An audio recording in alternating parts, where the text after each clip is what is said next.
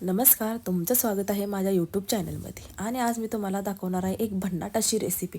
रोज रोज त्याच भाज्या आणि खूप साऱ्या भाज्या जर फ्रीजमध्ये शिल्लक असतील आणि त्या पण खूप साऱ्या म्हणजे त्यातल्या पण थोडक्या थोडक्या जर शिल्लक असतील तर काय करायचं हा प्रश्न पडलेला असतो. म्हणून काय करायचं, सगळ्या भाज्या काय करायच्या एकत्र करायच्या, थोड्या थोड्या ज्या चिरायच्या असतील त्या चिरायच्या, ज्या निवडायच्या असतील त्या निवडायच्या. आणि त्यानंतर काय करायचं, आपलं गव्हाचं पीठ असतं ना, ते गव्हाचं पीठ टाकायचं त्याच्यामध्ये. ओके.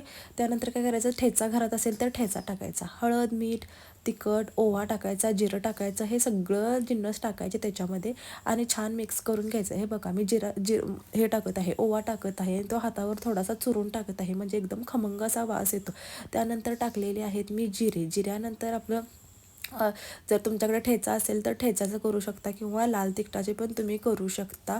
लाल तिखट फक्त कलरसाठी घातलं तरी चालेल. हळद टाकायची आहे छानपैकी आणि मी हळद टाकत आहे. तुमच्याकडे हिंग असेल तर तुम्ही हिंगही टाकू शकता, कारण हिंग टाकलं ना, मी पण टाकलेलं आहे बघा या ठिकाणी. आणि हिंग टाकल्यानंतर वास ना खूप छान येतो आणि हिंग हा आपल्या शरीरासाठी पण चांगला असतो.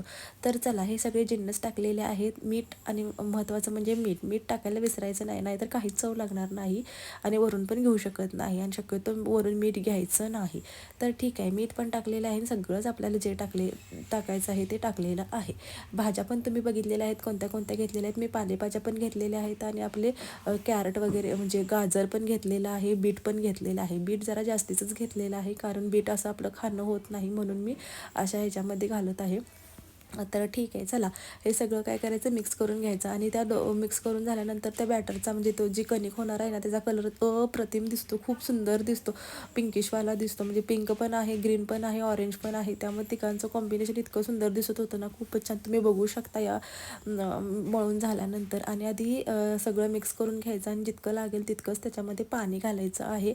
जास्त पाणी घालू नका, थोडंसं दाटसरच मळा म्हणजे छान तो पराठे लाटता येतील.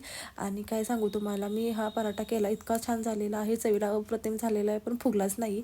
कारण पहिलाच पराठा मी तुम्हाला दाखवला आणि नंतर मी विसरूनच गेले की आपल्याला व्हिडिओ शूट करायचा आहे ते. त्यामुळं बाकीचे माझे काय ते पराठे फुगले होते, पण पहिला जो होता ना, तव्याचा प्रॉब्लेम होतो ना, म्हणजे थोडाफार तवा तापत नाही, त्यामुळे पहिला फुगतच नाही आणि बाकीचे फुगले आणि तो मी केलाच नाही. आणि परत शेवटी काय केलं, एक गॅस बंद केला आणि परत मुलगी म्हटली की मला ट्रायंगलचा पाहिजे, म्हणून मी ट्रायंगलचा केला. त्यावेळी पण गॅस नीट तापला नव्हता, त्यामुळे तो पण फुगला नाही. अशी झालेली आहे माझी भजी ती. पण तुम्ही नक्की करून बघा, चवीला अप्रतिम लागतो आणि हेल्दी पण आहे, लहान मुलं पण आवडीने खातात. तर चला बघा मी काय काय करते येते आणि यावर जरा चांगले चांगले कमेंट करा. आवडतात का नाही तुम्हाला माझे व्हिडिओ ते पण मला सांगा. कारण शॉर्ट व्हिडिओ आपले चांगलेच पळत आहेत आणि लॉंग व्हिडिओला काहीच रिस्पॉन्स मिळत नाही. तर प्लीज जरा रिस्पॉन्स द्या. आणि ते आपलं बॅटर तयार झालेलं आहे. तर चला, लाटून घेऊया पटपट आणि मग मस्तपैकी खायचं.